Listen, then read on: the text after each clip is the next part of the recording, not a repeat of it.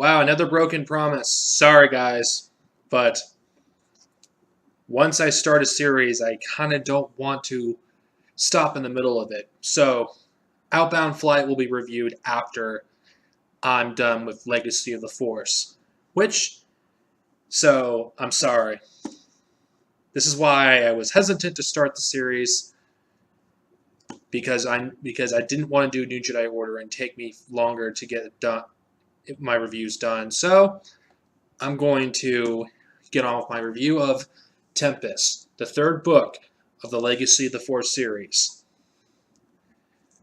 This takes place not too long after Bloodlines, and this deals with Jason's further descent to the dark side, and this is the first appearance, well, not exactly, but first appearance of Alana in this series, and Tennille K. And this deals with more tensions between the Solos and the Skywalkers, which are now at a boiling point in this.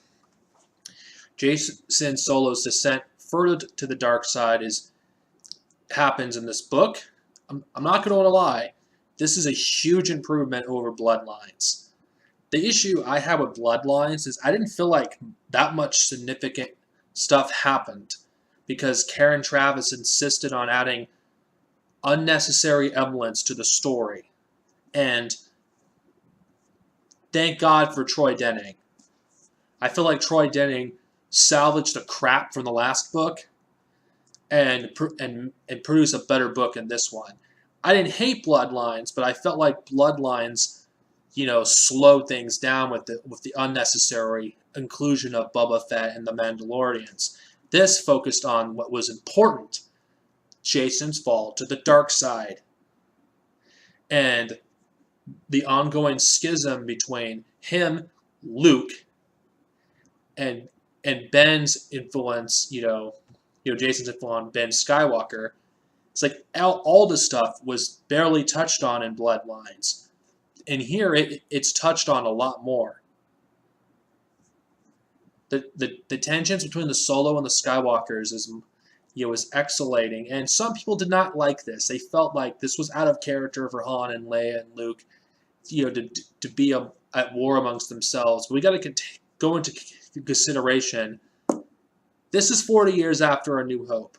A lot of things happened at this time. They're not exactly the same people that you saw them at the end of Return of the Jedi. They've changed. Leia and Han experienced the death of Chewbacca, their youngest son Anakin, and seeing their son Jason become another Darth Vader is not something that's easy to accept for them. Not to mention,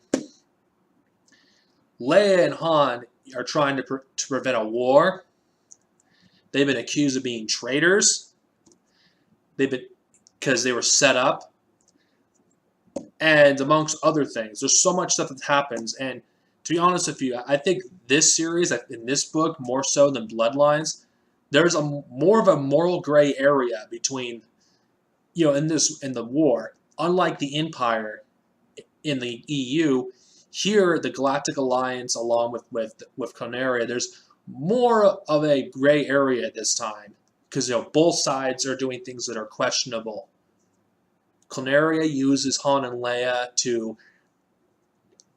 assassinate Tennille K.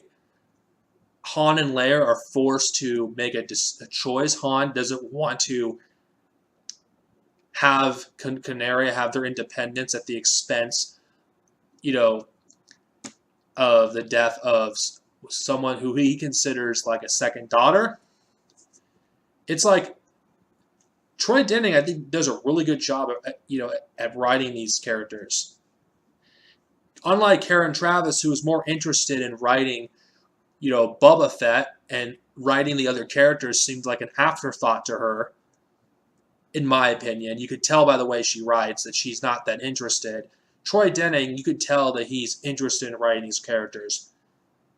He betrays them in the way they're supposed to be. Why am I bringing up Bloodlines a lot? Because this is going to be a common thing I'll be talking about when I'm talking about Karen Traviss' novels.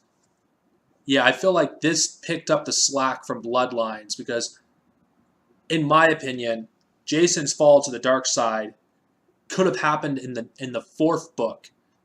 But because Karen Traviss wastes so much time with Boba Fett's pointless storyline that doesn't contribute to anything, it takes an extra book to get the fall to happen.